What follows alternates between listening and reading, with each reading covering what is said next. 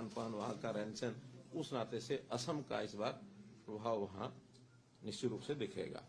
उपराष्ट्रपति जी आ रहे हैं 17 दिसंबर को, उनकी सहमति मिल गई है, तो उन्हीं के आगमन पर विधिवत प्रारंभ जो इस उत्सव का उस पूजन के गीता यज्ञ पूजन के साथ वो शुरू होगा।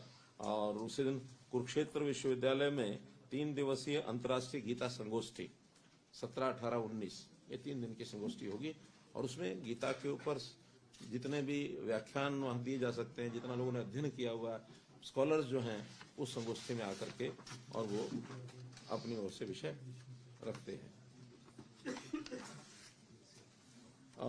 हरियाणा का जो अलग से एक पैविलियन बनता है हर बार, इस बार ये उभरेगा।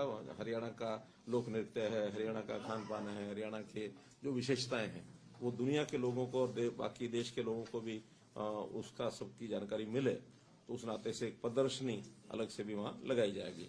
इस सारे में भागीदारी जो है राष्ट्रीय स्तर के ऊपर Indian council of cultural relations ICCR, उनकी भी भागीदारी जो इसमें रहती है और उनको भी उन्होंने बुलाया है, अपनी ओर से विषय बुलाएंगे।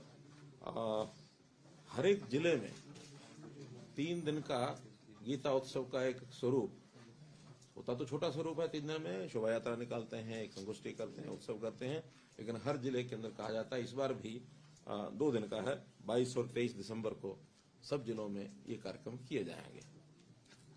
हर दिन जैसे सायंकाल ब्रह्मसरोवर के ऊपर भजन संध्या होती है, गीता आरती होती है, तो वो कार्यक्रम भी लगातार एक भव्य आरती हर दिन वहाँ होगी। उसका स्वरूप हर बार धीरे धीरे निखर करके आ रहा है, संख्या उसकी बढ़ रही है। दीपोत्सव, उसका भी स्वरूप ये बड़ा होता जा रहा है।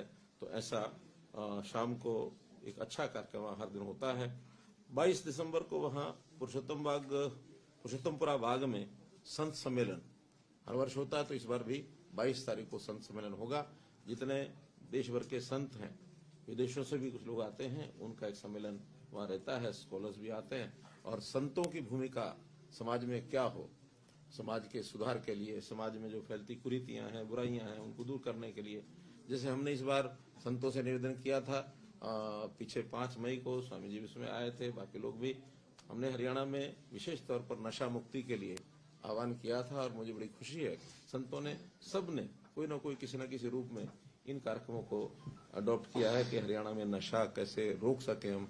ये खास करके जो मादक पदार्थों का सेवन, ड्रग्स, इसका एक बहुत बड़ा प्रचलन ऐसा होता जा रहा है।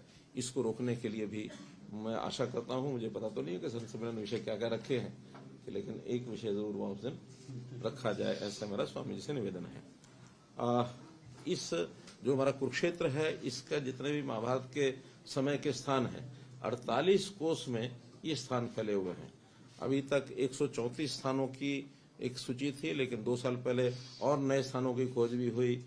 इतिहास में, साहित्य में बहुत चीजें लिखी हुई, 30 नए स्थान जोड़ करके अब वो स्थान 164 हो गए हैं।